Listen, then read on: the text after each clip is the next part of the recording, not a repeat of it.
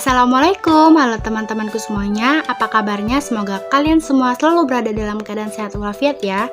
Bertemu lagi nih dengan aku dan gak kerasa nih udah masuk ke materi yang ketujuh, yaitu tentang sekolah sebagai suatu sistem yang diampu oleh dosen Bapak Dr. Muhammad Kristiawan MPD.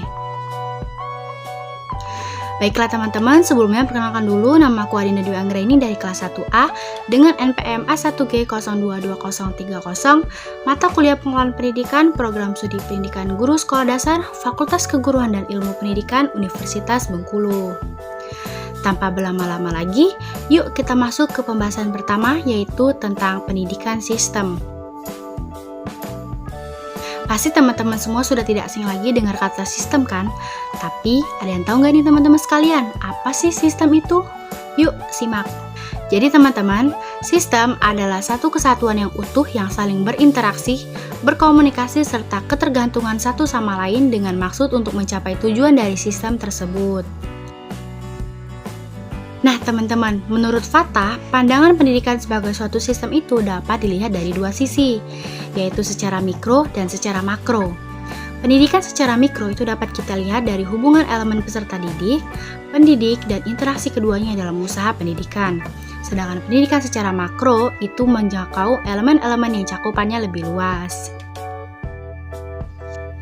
Baiklah, tadi teman-teman sudah dijelasin tentang pengertian dari sistem. Sekarang kita masuk ke materi kedua, yaitu tentang sekolah sebagai suatu sistem. Nah, sekolah sebagai suatu sistem itu mencakup beberapa komponen, di mana di antara komponen-komponen tersebut saling terdiri dari beberapa faktor dan komponen yang satu dengan komponen lainnya saling terikat, sehingga membentuk sebuah sistem. Adapun ciri-ciri dari sebuah sistem adalah sebagai berikut. Yang pertama adalah terdiri dari banyak unsur.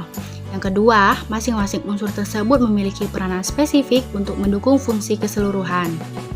Yang ketiga, tersusun dari dalam satu tatanan tertentu. Yang keempat, antara masing-masing unsur tersebut saling mempengaruhi, ketergantungan dan berhubungan serta berkomunikasi. Yang kelima, berproses melakukan transformasi dengan mekanisme tertentu. Yang keenam, tidak tergiur dari pengaruh ke lingkungan. Yang ketujuh, mempunyai maksud dan tujuan tertentu. Yang kedelapan, memerlukan masukan dari luar dan lingkungan yang memiliki mekanisme kontrol. Kemudian yang terakhir adalah mempunyai batasan waktu.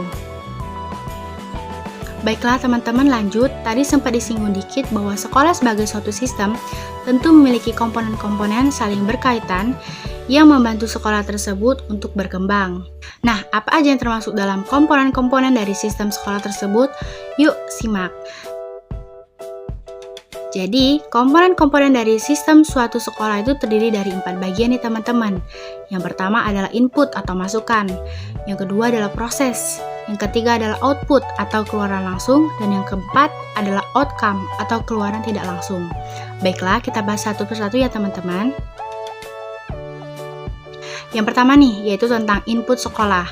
Input atau masukan adalah segala sesuatu yang diperlukan oleh sistem sekolah untuk menghasilkan keluaran yang diharapkan.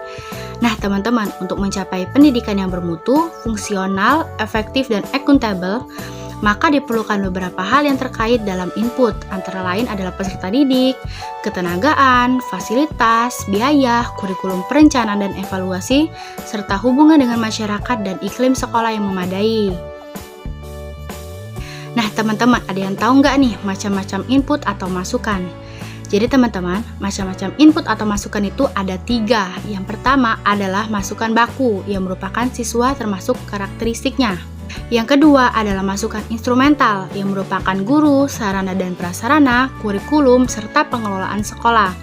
Dan yang ketiga adalah masukan lingkungan, yaitu segala sesuatu yang berada di luar lingkungan sekolah. Lanjut teman-teman, yang kedua yaitu proses sekolah. Proses adalah perubahan dalam suatu objek atau organisme, khususnya tingkah laku atau perubahan psikologis. Proses juga merupakan segala kegiatan yang dilakukan oleh sekolah, termasuk segala proses yang terjadi di dalam sekolah ataupun kelas dalam rangka mengubah masukan untuk menghasilkan keluaran yang telah ditetapkan atau ditargetkan sebelumnya. Proses di sini mencakup kegiatan belajar mengajar, kegiatan pengelolaan sekolah, serta kegiatan administrasi sekolah. Unsur-unsur perencanaan proses pembelajaran yang baik yang harus dikuasai oleh seorang guru yaitu seperti kebutuhan peserta didik, kompetensi dasar, tujuan yang jelas, serta strategi yang mumpuni. Ketiga adalah output sekolah. Output adalah suatu hasil dari proses yang menghasilkan lulusan sesuai dengan standar tertentu dan tentunya sesuai dengan harapan yang memenuhi kebutuhan yang diinginkan oleh masyarakat, orang tua, maupun pemerintah. Output pendidikan sebagai suatu sistem itu dapat dicerminkan dari suatu prestasi mutu lulusan sekolah tersebut, teman-teman. Dan yang terakhir teman-teman adalah outcome sekolah. Outcome atau keluaran tidak langsung adalah hal yang menentukan berhasil atau tidaknya suatu sistem sekolah. Outcome pendidikan sebagai suatu sistem dapat dicerminkan dari mutu lulusan sekolah yang melanjutkan pendidikan ke tingkat yang lebih tinggi atau bahkan telah mendapat pekerjaan. Nah, udah paham belum nih teman-teman tentang sedikitnya sekolah sebagai suatu sistem? Dari yang kita bahas tadi teman-teman, dapat saya tarik kesimpulan bahwa sekolah sebagai sebuah sistem adalah mencakup beberapa komponen di mana masing-masing komponen tersebut terdiri atas beberapa faktor. Antara satu dengan yang lainnya saling terkait sehingga membentuk sebuah sistem. Komponen-komponen dari sistem sekolah tersebut terdiri dari masukan atau input, proses, keluaran langsung atau output, dan keluaran tidak langsung atau outcome. Nah, kalau teman-teman menginginkan lulusan atau keluaran yang berkualitas, maka inputnya pun harus bagus nih teman-teman. Bukan hanya itu, pada saat proses juga sangat menentukan. Maka, maksimalkanlah pada saat proses agar teman-teman dapat menciptakan output yang berkualitas juga. Baiklah teman-teman, itulah tadi pemaparan materi dari aku tentang sekolah sebagai suatu sistem. Jika ada yang ingin mencatat, silakan videonya di pause dulu dan jika ada yang tidak mengerti, boleh banget langsung tulis di kolom komentar ya. Terima kasih, semoga videonya bermanfaat dan mudah dimengerti oleh teman-teman sekalian. Sampai bertemu lagi di video selanjutnya. Dadah, Assalamualaikum warahmatullahi wabarakatuh.